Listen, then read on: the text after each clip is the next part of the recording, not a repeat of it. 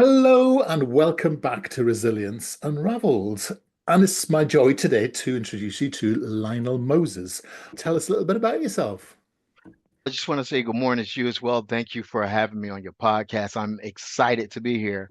Lionel Moses, just a native of the great state of New Jersey in the United States of America. I served my country as a veteran. I'm a father of four. I'm a grandfather now. Really? Yes, I am. Yeah, yeah. I always have to throw that in because it's one of the greatest things in my life. My relationship with my kids and my grandkids. I just love that so much. The more, I expand per se, the more relationships mean to me. So that's why I just love to look at relationships. What I do for fun, I enjoy tinkering with cars. I enjoy meeting people. I think the most fascinating thing on this planet is people.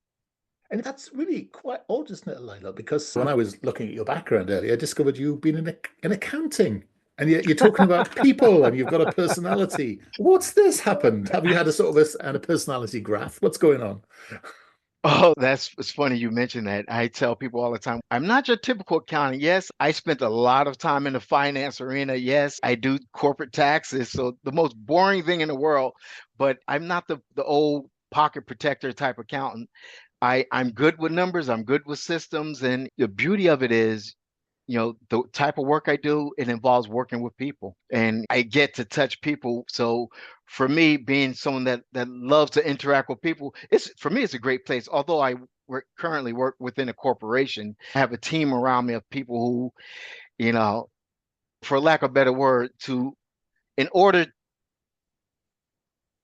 in order to relax and have fun and keep our mind off the mundane numbers and calculators, we talk. Hmm. Amazing concept. Yeah. And of course, in terms of, if we're going to be cynical for a moment, it's one of the most important things in terms of productivity, isn't it, to have good relationships in the workplace?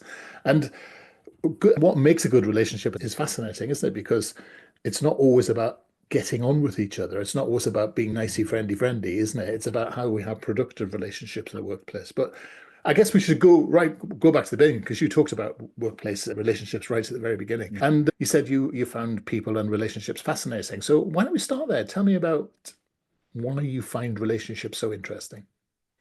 The reason I find relationships so interesting is because everyone is different. We're all a makeup of our experiences, our upbringings, and then yet we have a common denominator, which is the workplace where we're at. And learned that while we're different, there's beauty in the difference. You go into an art gallery, you'll see a beautiful picture. On the picture, paint splattered all over the place, abstract, and that's the beauty of it. The differences. And for me, I'm always in a posture of a student, so I always want to learn. So just learning the difference in each other and seeing the beauty in it, that fascinates me more than anything. And it's fascinating as well, isn't it? Because the fact that we are different makes a synergy because Yeah, that's really lovely, isn't yeah, it? It's one plus one equals three sometimes. But the exactly. trouble is relationships, sometimes one plus one can equal half as well. So you can have relationships which are less than the sum total of the parts, both at work and in personal relationships. You do see a huge number of relationships that break down in marriages. And there's a sort of thing, isn't it? You look at people and say, why would you pick that partner for yourself? It's quite odd, isn't it? I wonder if you've ever thought about those sorts of things. Okay, you're going in deep now. Yes, I've thought of it. I'm actually a divorcee. I was divorced. And I don't look back and say, why did I choose that partner? I look back and I see the growth between the two of us. So while when we came together, we were perfect for each other in that season. As seasons in life and situations change, we don't necessarily grow the same. It's like having two trees, same type of trees, same types of soil. You're 5 inches away. There may be a little bit less nutrients in that area than it is the other. And you can't force growth. You either grow together or you don't. Mm. So I never look back negatively. I look back positively because there's a beauty in the fact that there are differences. Disappointed that we couldn't grow together, but I just I love the fact that we do grow, we see differences, and we still have amicable relationships, me and my ex. Yeah, it is an odd thing. And so I guess we know why this has happened, but it's an odd thing that we should suppose that humans would be monogamous. Some religions and cultures in the earth don't believe that to be true. But it's also true that as human beings, we do grow and stretch and differ and change. And it is odd to think that one relationship with another person would be fulfilling, nurturing, flexible enough to do that. And I remember someone once saying to me that basically we should all divorce after 10 years. And if you want to stay married, you should bid to stay married. And I thought that was quite an interesting way because Interesting. Yeah. it really forces you to think about why you're married, why you're together, why you want to stay. And it's a bit like at work, isn't it? Every performance review, you're challenged to think, what do you really want to be here? And I think, Mm. I don't know if we think enough about that in our personal lives. That's something I've never gave any thought to, but it is an interesting concept, especially looking at our lives after 10 years. We should be different people than we were Yeah. when we first started. Yeah, so that makes a lot of sense.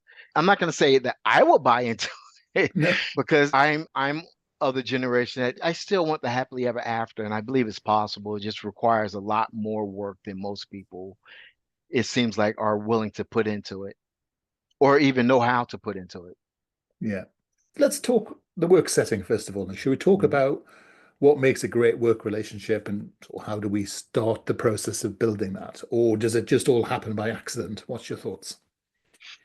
I don't believe that anything happens by accident. I believe everything, especially when it comes down to a relationship, it requires intentionality, simply for the fact that you have two different people.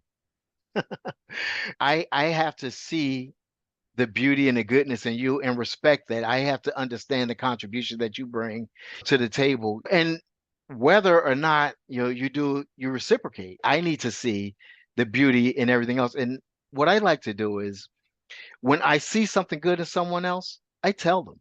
Hmm. I'm not sure how often people get positive compliments in a day. I just would like to be the one. When you think about me, yeah, that's a guy that always has something positive to say. Hmm. Not that I'm forcing anything, but if you look hard enough, you'll see something positive in almost everything, I believe. That is a very interesting theory, and it's backed up by lots of good evidence that says that actually, if you use correct or positive Right. feedback really well, you don't Right. really need to use the corrective sort, which is the bit that people often Exactly. fear using, because all positive feedback does is to reinforce the behaviors that are really good and you want to see more of. So why wouldn't we talk about those things? I wonder how we've got ourselves into a place where we have to see leadership as a sort of a finger wagging parental sort of thing. And perhaps we just don't treat people as adults and say, this is what you've done well today. I think is a major misconception in what we think. There's a story I read a long time ago about Mr. Walt Disney, founder of Disney, and Yeah, one thing that he always did was he spoke positive to people. did he? Yes, he always spoke positive to people. He would encourage them, regardless of what area they were lacking in. He speak positive to them on the things where they're doing great. So that way they will inspire to do great across the board. And it tend to work out for them. Yeah. Yeah, there is something about that. It's something about finding people's talents or potential and shit that Absolutely. works. No, not everyone's perfect. Not everyone gets it, but that's what learning's for, isn't it? Absolutely. And something you mentioned before, I think that's what true leadership is. Leadership is to guide people to where you need them to be, not to demand them to get there on their own. Yeah, you have to Mm, take I believe the best leaders take an interactive approach, whether you're in the trenches hands on or you're just speaking praise to someone or just speaking confidence to them, knowing that they have the ability to do it. yeah, that is interesting, isn't it? But it's interesting because I remember reading something about the difference between leadership as an art and a science. And I'm interested to think, where you stand on that because I like that thought. That's all that intentionality that you've talked Mhm. about in terms of relationships. But I wonder where that sits with leadership. Is that the same? I definitely believe so. Leader, you have to intentionally, you have your goals, and it's usually higher than those that work with you. So, in order to get there, one of my mentors always say, you don't go as far as your dream, you go as far as your team. So that's why I believe respect needs to go down before it goes up.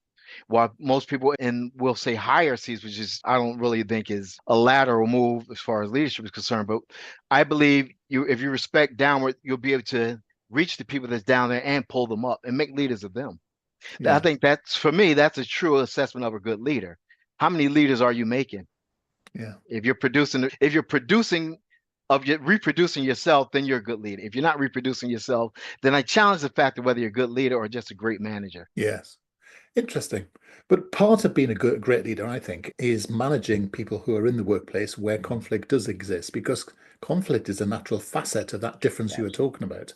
Absolutely. So how does a good leader, or how should a good leader be looking at conflict in their team and thinking about how they get performance either as a result of the conflict or despite it? The best way for me to answer that is I'm going to use one word, and I'm going to say they need to approach it honestly, Good. assess it for what it is. If there's no malice, as you said, conflict is going to exist between two people.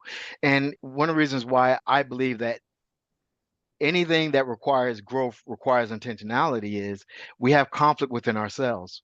Mm, One of the things I always taught my kids is that if you ever change your mind, that's you telling yourself you disagree with the old you. That's mm, a conflict. mm. So if you have an internal conflict and you address it honestly and you look at it honestly, you have to be able to accept the same thing for others. So I would say approach it honestly, and acceptingly for what it is. Yeah. And if you change your mind about yourself, you've developed the relationship you have with yourself as well, haven't you? And I think, Absolutely. so Absolutely. tell me a bit more about that. I say when we walk into the world without knowing anyone or anything. While we were in our mom's belly for 9 months, we don't know anything. So we have to establish a relationship. What a relationship is just simply how you relate to something. We have to have learned how to relate to breathing Mm, outside of a womb, how to nourish and eat ourselves because it was just given to us. So we're in a constant state of learning how to relate in different environments in different places. And as we do, and just and then as an adult, if you move from one job to another job or from one home to another home to one neighborhood to another neighborhood, you have to learn how to relate in your new environments. You're not typically going to go to the same grocery store for mm. your food, so you have to find another one that best suits your needs. So we're constantly in a state of building and changing our personal relationship because relating is just it's a way of life. It's something we do daily. Interesting, isn't it? So it's a fundamental part of ourselves, other people at work, partners, wives, children. And yet, a lot of people are quite poor at it, aren't they? They have very poor boundaries. They don't know themselves. They don't respect themselves. They have poor interactional skills. They have. So, what's going on? Are we not taught well enough to have good relationships? I can't make a general statement, but I can speak for myself. I was not taught well enough Mm, to have a good relationship. And it's one of the reasons why I care so much about relationships now. We're taught how to relate to our siblings, our classmates while we're in school being educated, but not necessarily, I'll say, in the free world once we get out. Okay, if I'm in school, I know that for 8 hours or 6 hours, whatever it is, I have to be amongst my peers. I have to listen to the teacher. And if I don't, I have to go home and answer to my parents. As an adult, the choice is mine of what I do, and the outcome that I want produces how I respond. I was never taught to do it. I just knew I had to because as a father, a husband, I need to provide for my family. And if I spoke my mind every second without considering someone else, my family would have starved. And I think the biggest thing is in the world, especially here where I'm at in United States, in Jersey, it's like we don't have enough consideration for others. interesting. So, you're talking in a way there about strategic lying because you're knowing when to keep your mouth shut. And actually, lying is a really interesting part of relationships, isn't it? It's that thing about you have to know, because there's this idea that you can be very honest with people all the time. You can only be honest with people who have the intellectual capacity to deal with honesty. And of course, human beings are extraordinarily good at lying to themselves and other people. And often lies are a great way to make relationships work, aren't they? So it's a real challenge, isn't it, when you come to all this stuff about authenticity and leadership and such. But sometimes we've got to think about the quality of that relationship and balance it with the job that's been done and the outcome that you want. And that creates all sorts of problems, doesn't it? Mhm. It does. I understand what you mean by strategic lying, but I try not to use that word. When you balance the information that you provide someone, as you said before, based on their capacity, it's definitely in your best interest and usually in the best interest of your audience to withhold some information. Yes. And not saying I'm going to say something that's 180 degrees completely different, which, and that's for me, that's my definition of a lie. And it's probably something that's stuck in my head. But Yeah. Someone can't handle information, you don't give it to them. And as a parent, as a leader, as a friend, you need to do that. You have to know when and where to withhold information for their sake. Yes. Because as we're both aware, sometimes 100% honesty, total honesty can crush someone, Yeah. especially anyone that's married. That if your significant other comes say, "Hey, how does this?" They're excited. How does this look on me? Yeah. You have to think of how to answer that question. Yes. Well, if You have you to want think to of be how to fed answer later on that day, certainly. Yeah. it. Absolutely. You have to think of how to answer it. No, I get that, but I don't think we're honest enough about this amazing. I don't think we're honest enough about lying. I think because the word Mhm. itself has developed connotations, Yeah, but absolutely. it's about choosing what to say, how much to say, Mhm. when to say it. We call that influencing, don't we? I mean, we just all we do is lie about the term lying itself, isn't it? It's very interesting. And we talk about it's interesting, isn't it? Because you've been a vet and you've been in the commercial world and you've worked in non-profits. And Mhm. there's a sort of there are similarities between relationships, but there's often big differences between the sort of relationships you have to have if you're in a theatre of war to working in an office for someone who's just waiting for you to produce a set of numbers. Those relationships are very different. They're bound differently. They're forged differently, aren't they? You don't have to depend on Absolutely. someone for to protect your back. And I often think there's a problem in trying to say that all these relationships are the same. I think they're all different, aren't they? I believe they're all different. Based on my experience, they're all different and how you manage them are all different. I take every relationship completely differently. And how you manage yourself and manage relationships in each environment is completely different. It's a little story. As you said, I am a vet and I'm actually a Desert Storm veteran.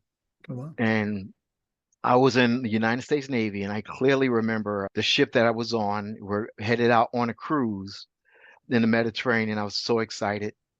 And actually, at the time, my wife was pregnant with a child. And I knew there was a conflict going on, but I remember the captain coming on the ship and saying, "Hey, our orders did not change. We're going on the same cruise that we went on before. Do not worry. We're sticking to it. Our government know what we need, and we're going on our cruise as planned." As soon as we hit the horizon where we could not see land, I was on an aircraft carrier. They flew the planes off, and they told us our orders changed. Now, whether that's a lie or not, I don't have the clearance to know whether it's true. But it's just coincidentally, the orders changed maybe 15 minutes after they comforted us, and nothing's I want to report. When they were comforting us, they comforted us over the loudspeaker while we were in port, and our families were there waving at us. Yeah. So it's just unique. How you mentioned that how you deal with truth varies on where you are. There was nothing I could do in that situation. No. There's nothing anyone could do in that situation. As far as in the family is concerned, my kids, my wife, just those they're two completely different relationships. There's certain things I may share with my wife and can't share with my kids. You have to share with them on their level where they are. There is some, as you said, strategic lying that takes place, or withholding of information. Yeah, it's good. Now, I remember years ago I read a book called Games People Play, which was the seminal book for Mhm. me as a psychologist, understanding quality of relationships. And avidly read all sorts of books on relationships. And I'm really pleased to hear that you've written one as well. So tell us something about what this book is and who you wrote it for. The name of the book is called The Marriage Seed, and actually I wrote it for anyone that's looking to enhance a relationship. The reason why I entitled it marriage, I started entitled relationship, but the reason why I entitled it marriage, because marriage is a commitment. And I believe any relationship you have, regardless of where it is or what type of relationship it is, there needs to be some sort of commitment. That's what makes it a relationship. So what I like to do is contrast like gardening to relationships. If you plant something in the ground, it's going to require a few things. It's going to require sunlight, it's going to require water, and it's going to require fertilizer. Mhm. Now, natural fertilizer is dung. And in life, in any relationship, you're gonna have to deal with some dung. Yeah, In life, there's gonna be some times where it's just gonna seem like everything's pouring down on you. But and there's gonna be some times where the sun is shining. But when you put it all together, you have something great that can grow beautifully. that's fascinating. It's interesting. I remember the old joke, isn't it? You treat people like mushrooms because you cover them in dung and tell them anything. E- So, Exactly. okay, so this is this written for men, women, for the marriages themselves? Who do you think is going to get the best use out of something like this? I think the best use would be for people that's actually dating or want to enhance their relationship. Okay. And the reason why I say dating is because one thing that you mentioned earlier before was talking about the capacity people have. So your emotional capacity affects how you relate, how you connect with people. So it helps you find the right partner, and it also helps you find things within your partner that can enhance the current relationship. And as with plants and gardening, plants bloom better in the spring and summer than they do in the winter. So you have to be prepared for the different seasons in relationship. And one of the things we do is we coach you through it. And one of the inspirations behind the book is, as I said, I'm a divorcee. I was married. I I did great in some areas and I failed at many. And I thank goodness that I had people like you that I could talk to. I had Mm. counselors and therapists that coached me through things and helped me see life a lot differently to help build up my resilience. It is interesting, isn't it? Because there was a documentary on Netflix quite recently about, I can't remember what it's called. I don't know if you had it in the States, but it was all about the role of young men in society and things like incels and such like. And these are people who find having relationships with women extremely different. Now, they could have a relationship with men as well. The way that romantic relationships are being constructed these days, they're really changing, aren't they? Because the role of women's different, men's different. And I wonder actually if there's that your book might cover some of this, the way that relationships are changing for a modern world where we don't interact in the same sort of ways. There's a lot less trust in the world, especially at the moment where we may be in a pre-war, environment as well. There's challenges to the traditional idea of relationships on there. Mhm.